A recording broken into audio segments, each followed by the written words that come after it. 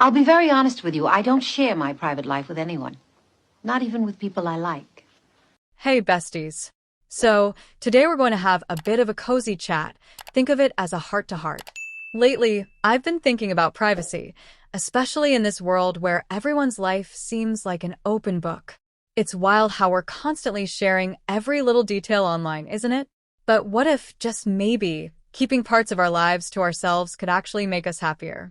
This session is all about the beauty of a private life, why it's often a happier, more peaceful life, and how we can embrace that vibe.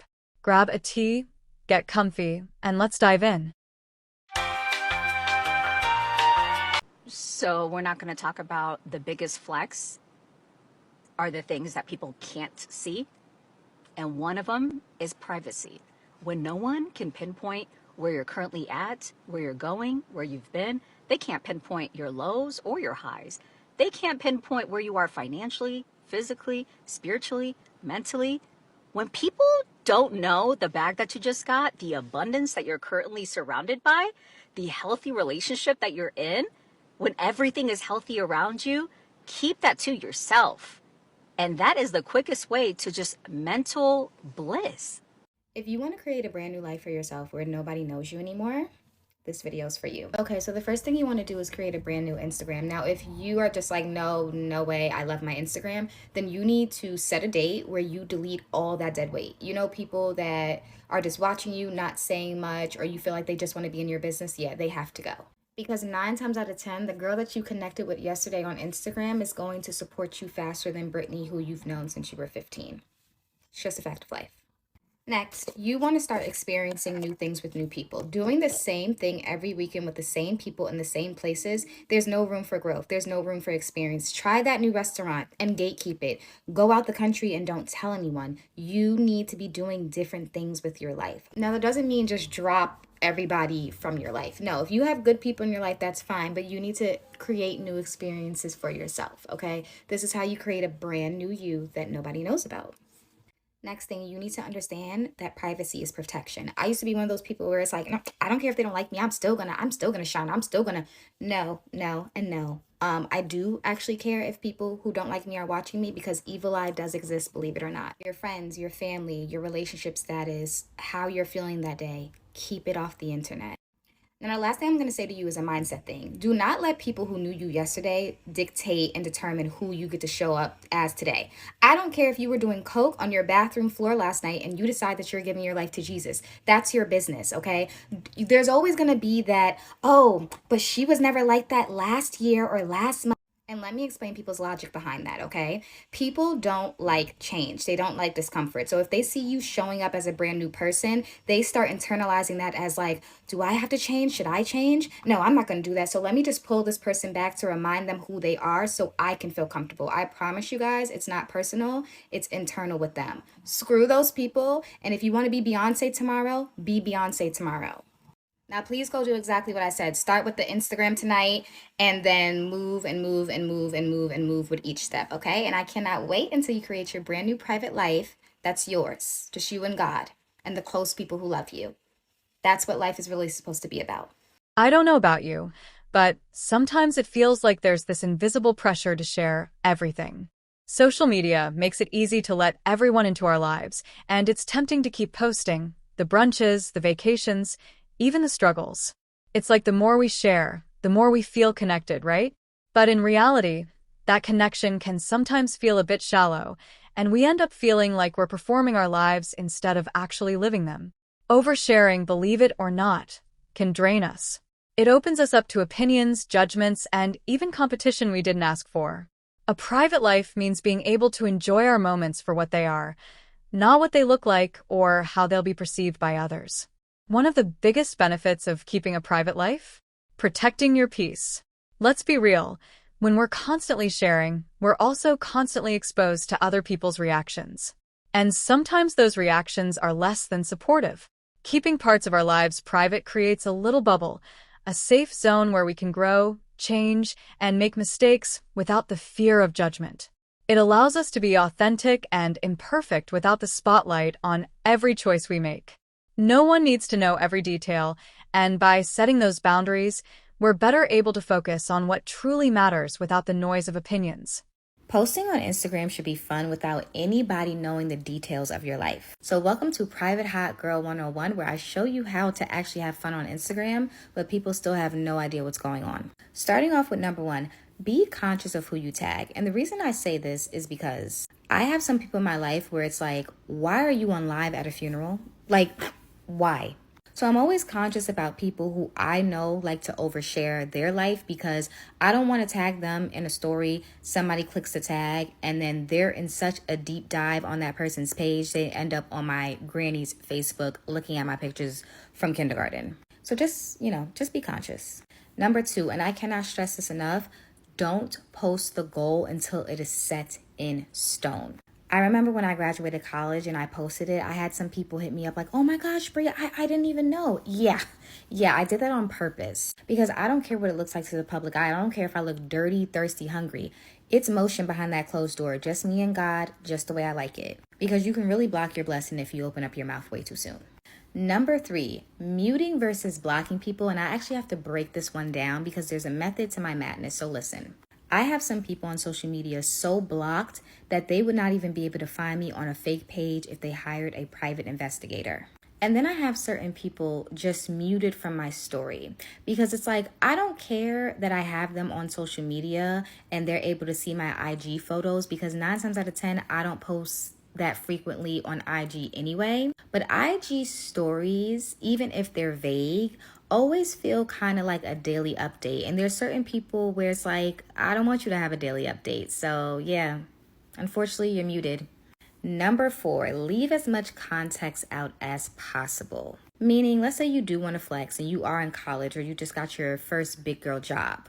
Nobody should be knowing what college you're attending or where you just got the job. Nobody should know those details. Be very vague. Post your Crocs if you're in the healthcare field or your cute heels if you just got your corporate baddie job, but nobody should know the details. So you can have fun on social media and technically you're able to post whatever you want.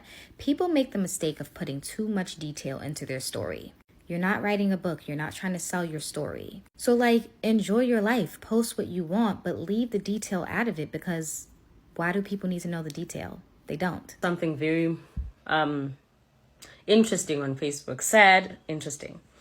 Ngibone a video of a girl that posted that she bought a new car a few months back.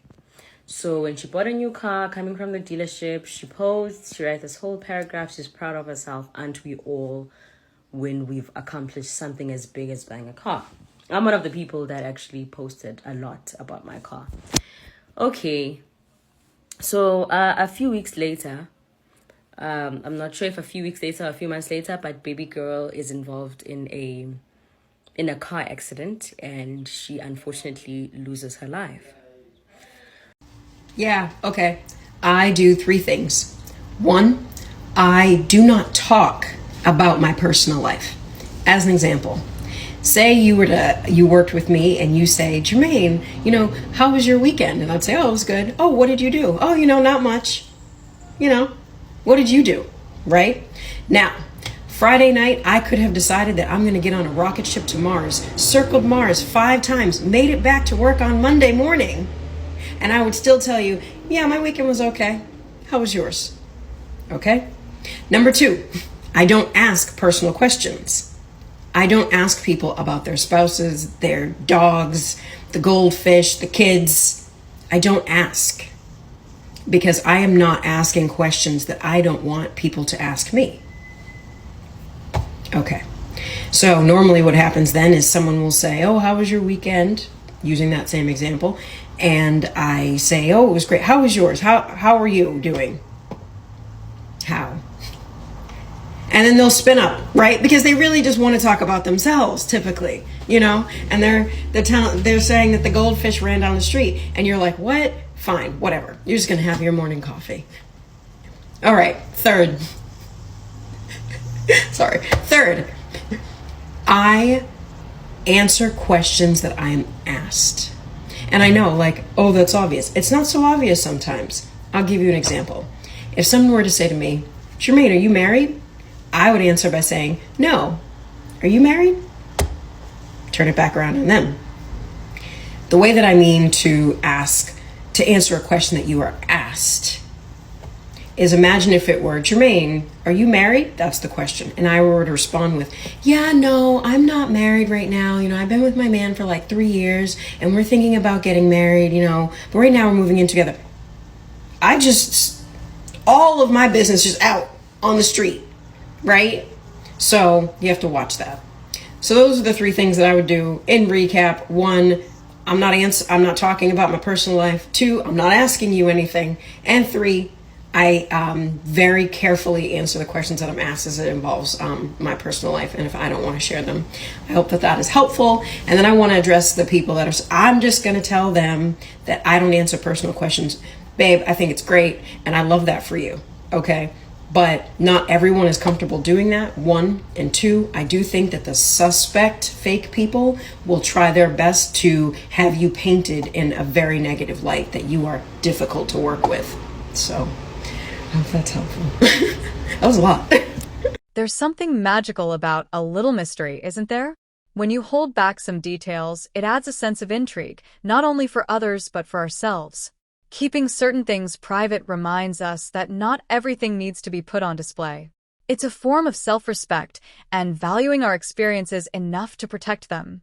A private life gives us the power to surprise, to hold on to parts of ourselves that feel sacred and uniquely ours. Not only does this create a sense of confidence, but it also keeps us from being predictable, and there's a quiet strength in that. Social media can be a breeding ground for comparison, and when we share everything, we're adding fuel to that fire. It's easy to get caught up in comparing ourselves to others, wondering if our lives are exciting enough, pretty enough, or successful enough. But here's the thing, when we choose to keep things private, we're actively opting out of that game. We're saying, hey, I'm content with my life as it is, and I don't need anyone else's validation. Privacy is a way to step back and focus on what makes us genuinely happy without worrying about how it looks to others. Y'all want to know 3 things that you should keep private to yourself in your 20s? Number 1, a relationship needs to be kept between you and your partner. Not between me, you, your partner, your friend, your mama, your dad. Keep it to yourself, please. I think it's important to talk about what's going on in your life. I'm not saying keep everything a secret, but what I am saying is that you don't need to be telling 50 bajillion people what's going on between you and your partner. Have some secrecy, have some privacy. Keep some things intimate to yourselves. It's normal for you and your partner to have disagreements, or y'all may not align on every single thing, but that doesn't mean you to go and run and tell your friends or your mother or your father or everybody every little detail of your relationship. 2 is definitely going to be your finances, your financial situation. We don't need to know about that big purchase you just made. We don't need to know about how much debt you're in. We don't need to know about how much you get paid. There's a lot of information surrounding your finances that people just don't need to know, because we think a lot of people have pure, genuine intentions, when in reality, a lot of people don't. A lot of people are haters, and a lot of people be pocket watching what you do. There's nothing wrong with being proud of your accomplishments. I'm not saying don't share it to your friends or stuff like that, but it just doesn't need to be this whole production of things. I mean, if you wanted to do that, do you, but I'm just saying be careful, because you just never know who's watching you. And then the 3rd thing is definitely going to be your insecurities and your past mistakes. We don't need to know your deepest, darkest secrets, your insecurities, what you did wrong in your life. Why do we need to know that? Why are you giving people that ammunition and that deep personal information against you? For what exactly? Now, I understand that we be trying to relate to people, and that's good. I think it's great that we're honest and we're open, but get past a certain point where it's just we don't need to know this. People don't need to know this about you. Keep it to yourself. Again, if you're talking to, your best friend, somebody who you really, really trust, that's cool. Like I say, keep 1 or 2 people who you can rock and roll, who you lock in with, who you trust. But outside of those few people, you just don't need to be displaying this information to everybody, because again, for what? Please, if someone or a friend doesn't post about their achievements, please don't post them on their timeline to review them or congratulate them on their achievements on their behalf. Oftentimes, they have a reason why they didn't post it on social media. Now, here's a big one. Keeping things private can actually strengthen our relationships.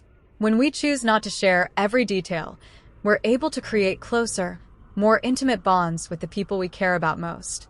Our stories, experiences, and secrets become something we only share with those we trust. This builds loyalty and a sense of security that we're not always able to find in public spaces. It's so much more meaningful to have a handful of people who know our true selves than a crowd who only sees the highlights. Privacy nurtures trust, and trust nurtures love. Keeping things private can also allow us to grow in peace. Think about it. Every time we make a big change in life, whether it's a new career path, a relationship, or a hobby, putting it on display can invite opinions, critiques, and expectations. And that can be overwhelming. When we keep our goals and growth private, we're able to explore them at our own pace. We can make mistakes, learn, and change our minds without feeling watched. This kind of privacy gives us the freedom to evolve into our best selves without the weight of an audience.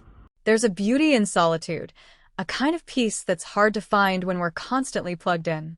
When we live a private life, we allow ourselves to embrace solitude and truly connect with who we are. Spending time alone, without the noise of the world, lets us recharge and reset.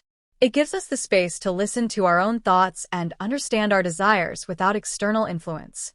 Solitude is where creativity blooms, and a private life lets us embrace it.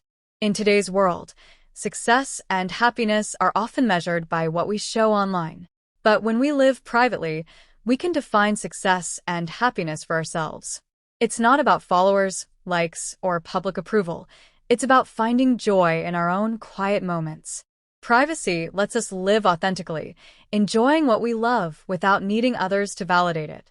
We can celebrate our wins, big and small, in our own way, and that's an incredible feeling. I really believe that privacy is power, and what people don't know, they can't ruin. Let your results and your life speak for itself. When trees grow, you don't hear them talking. They grow quietly. This is why I believe that you should manifest quietly. You should work on your goals quietly. You should get into a relationship quietly. Not everyone needs to know everything about you, especially the things that are intimate and fragile to your life. What people don't know, they can't get in the way of. Please tell me, what is even the point of Instagram? As someone who consistently deactivates and reactivates her Instagram multiple times in a year, I will say that if I'm going to stay reactivated, I'm going to keep my profile on private. The only reason I was ever public before is because I was like posting reels and trying to get more views and build the page up, and soon enough it got old and I was just like, why am I doing this? Like, what am I doing this for really? It almost felt embarrassing to continue posting. I hate posting on my feed. I post to my stories sometimes, but not always. And there really is a sort of luxury about being private on Instagram. I don't know if this is the process of getting older and just realizing that privacy is seriously such a big thing, or if it's the fact that like I work in social media and I'm just like completely over it on my personal end. I don't care about TikTok so much, like I'll post on TikTok, but any other social media, like I don't want any extra person to have access. Like at a point I was public and I was posting stories while I was traveling, and like I just got a bunch of random people looking at my stories. I was like, I'm not comfortable with this. Like it just clicked in me. I was like, I'm not comfortable with this. So I just went on private, and it's been like that since. Also, it's a scary ass world out there. Like you never really know who's actually looking at your stories. So how can we start living a more private life? Here are a few tips. First, limit what you share online. Take a moment to ask yourself, is this something I really want to put out there? Next, set boundaries with friends and family. It's okay to keep certain things just for yourself. Third, practice enjoying moments without capturing them. Sometimes, the best memories are the ones we don't share. They're the ones we keep close to our hearts. Lastly, remember that you don't owe anyone access to your personal life. Privacy is a choice, and it's one worth making. Some people think a private life is lonely or antisocial, but that's far from the truth. Privacy isn't about isolation. It's about intentional sharing. Just because we keep things private doesn't mean we're hiding or ashamed. A private life can still be full of close, loving connections and amazing experiences. Privacy is about quality over quantity. So, besties, as we wrap up, I hope this conversation has inspired you to embrace a little more privacy in your life. Remember, you're allowed to hold parts of yourself sacred. You don't have to share everything to live a happy, full life. In fact, keeping things close to your heart can make life even richer. A private life is a good life because it's a life that's truly yours. Thanks for joining me on this journey today. Take care, keep some things just for yourself, and I'll see you next time.